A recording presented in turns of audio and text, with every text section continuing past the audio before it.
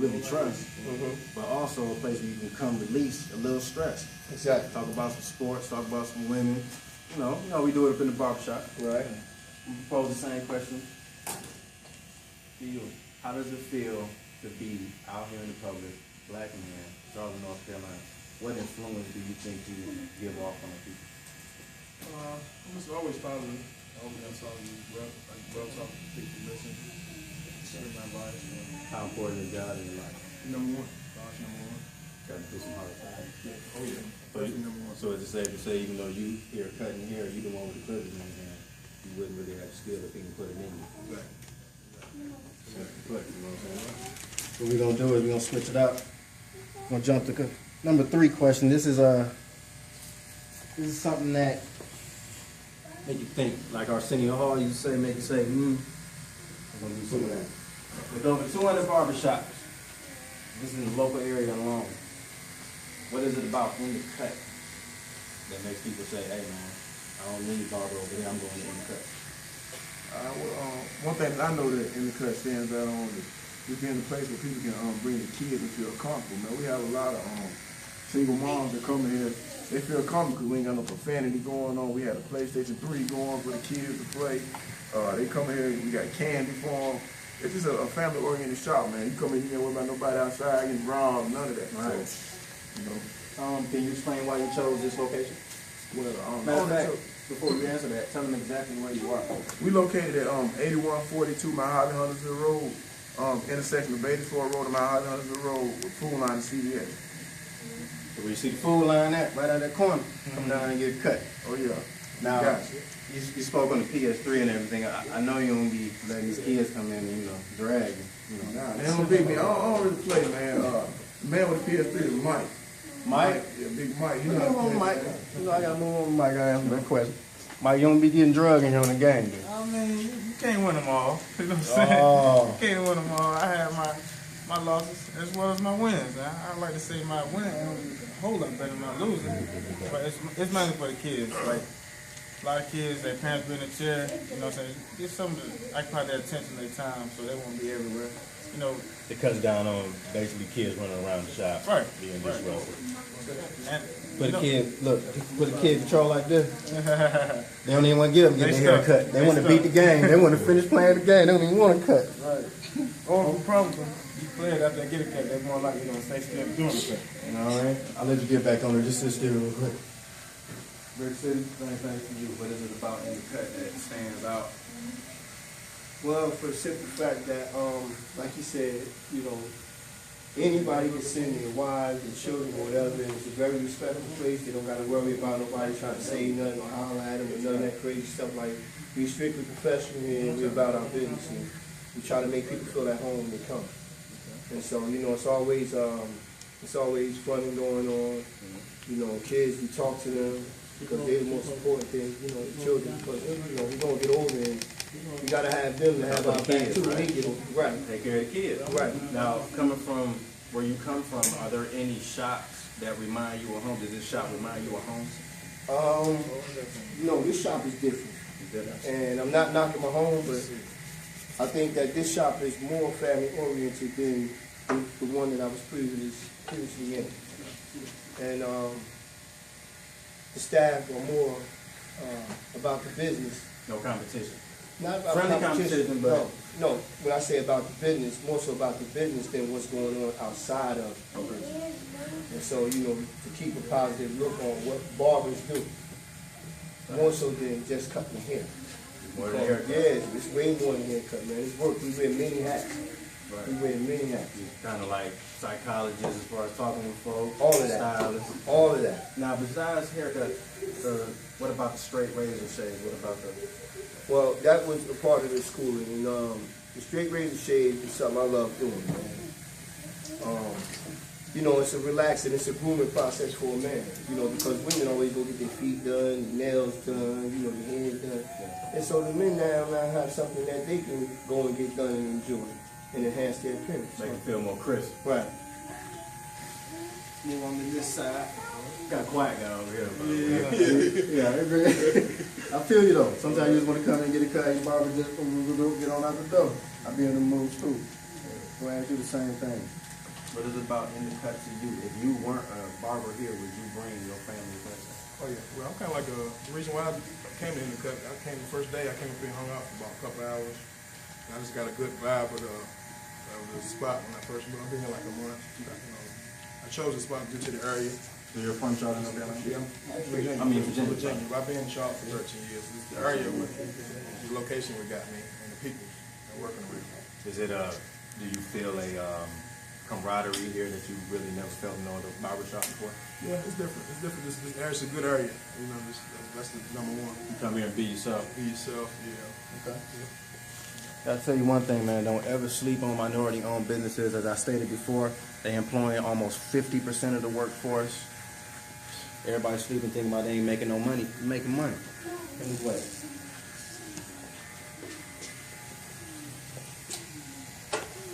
Now, here's a question that might top or touch on a political view, something like that, but I want to ask a question that goes like this.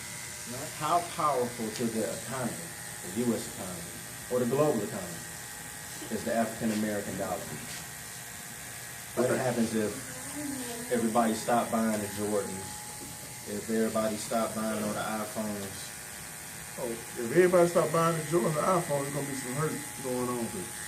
That's where all the money comes from, man. The African American dollar is going to a lot of that, man. The kids go out and get the newest Jordan, newest phone, so a lot of African American dollars goes to that. So it's gonna be a big effect if people stop. It's a very large effect, you know. So, do you feel like minority-owned businesses spend money with each other, or do they go to outside sources instead? Both, but it seems like lately, more today, they spend with each other more, it seems like. So, that's just my opinion. Okay. So it's all about opinions. Mike, same question. How important is your money to the United States of America? Well, to the United States, my money might not be important to them because my money ain't gonna pay their bills. But you pay taxes, right? I do.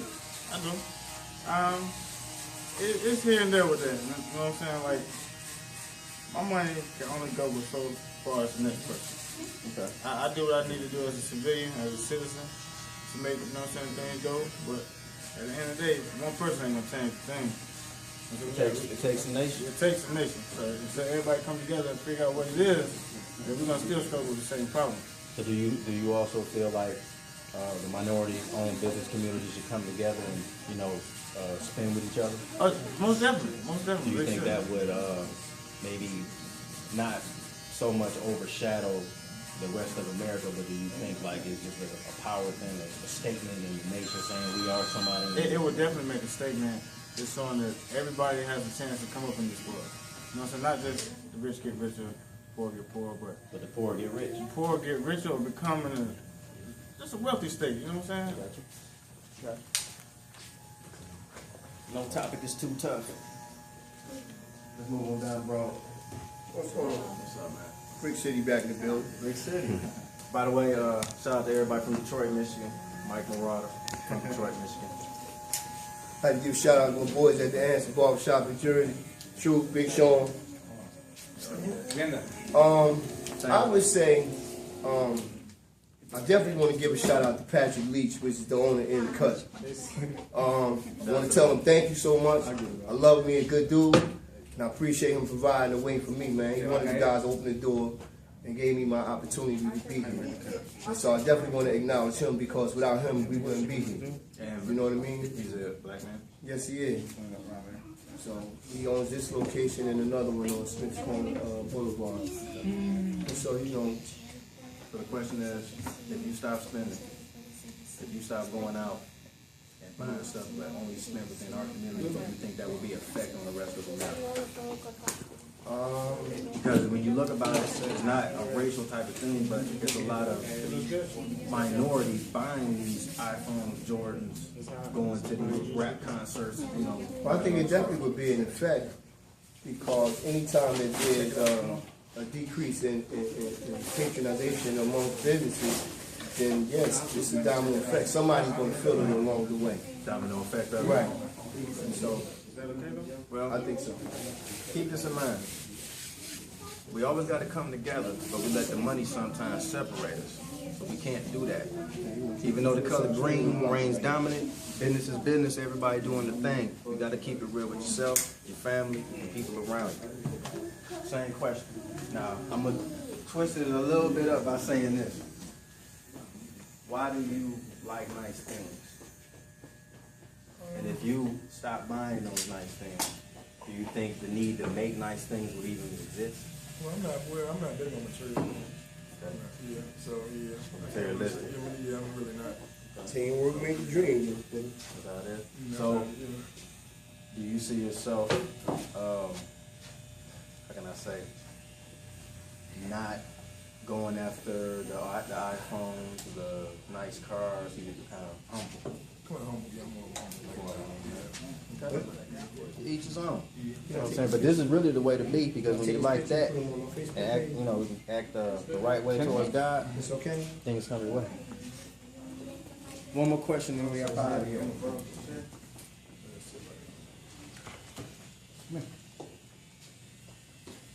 This is Carter's show that everybody loves. The advice. We about to get advice from 4 of the top barbers in Charlotte on how YouTube can become successful, own your own business, make your own money, and get your own slice of the American dream.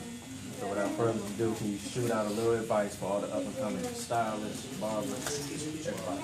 My advice is when you dream it, write it down, put it on paper.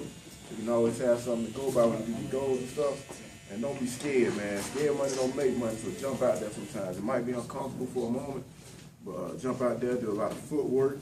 And the skill you got to try to promote, take pictures, put it on your card. Don't be scared to talk to people, and the rest gonna happen for you. So the word of mouth, is it fair to say word of mouth only goes so far?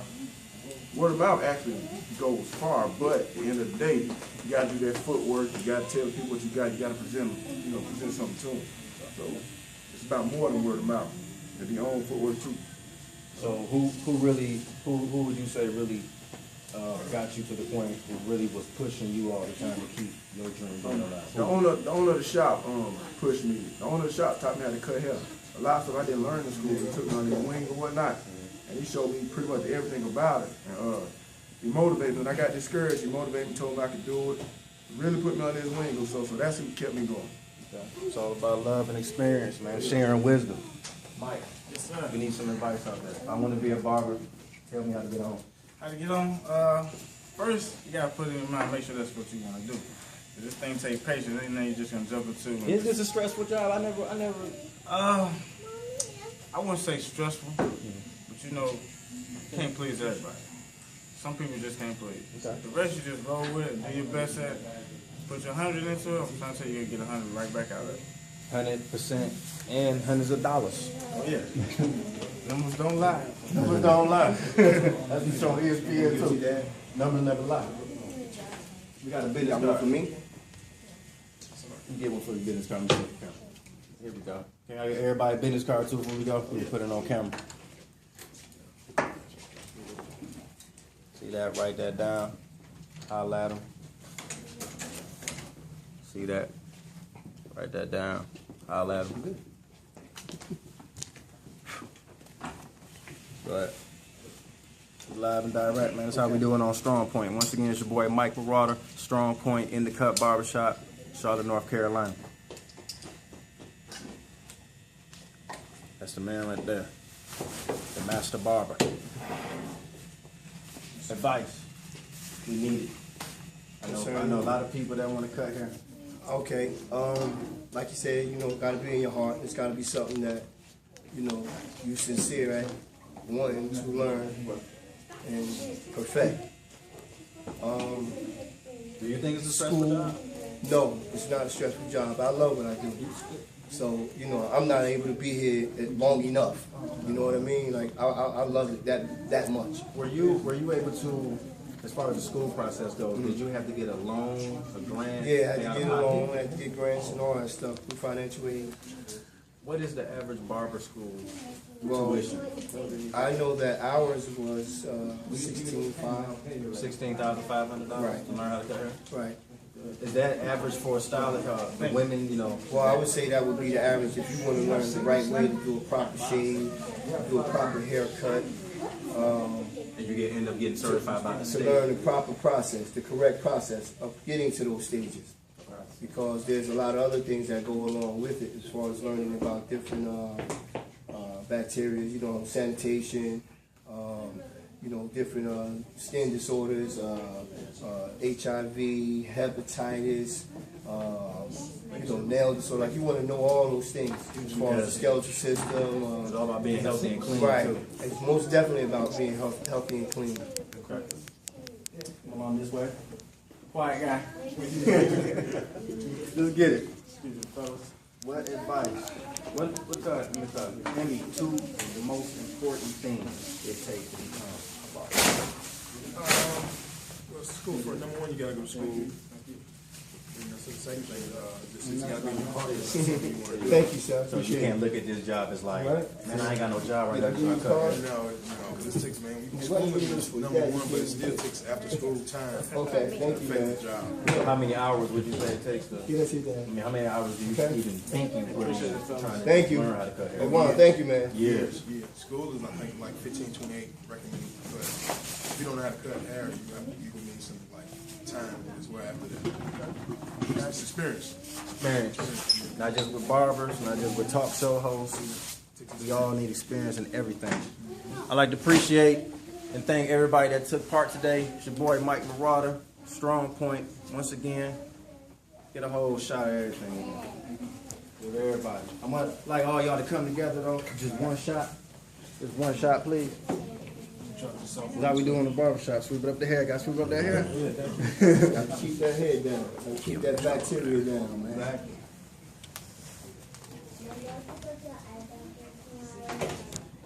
Yeah, that's perfect. I'm gonna give these fellas a chance. If they got any social media, Twitter, Facebook, or anything, here we go. So check me out, Des Barringer, DES, BARRINGER on Facebook. Team in the cut. In the cut. Team cut. Proof is in the cut. Hit me up on Facebook. Hit me up on Instagram. Michael Coolin it. Check me out on Twitter. Coolin. Posture IT. Just check us out. Instagram. Mike Coolin. Quit playing. Come through. I just like the cool. Let me, You heard us all let me about get a Drake. couple poses because they shoot pictures at the same time. In the cut. You straight? Straight. All right. All right.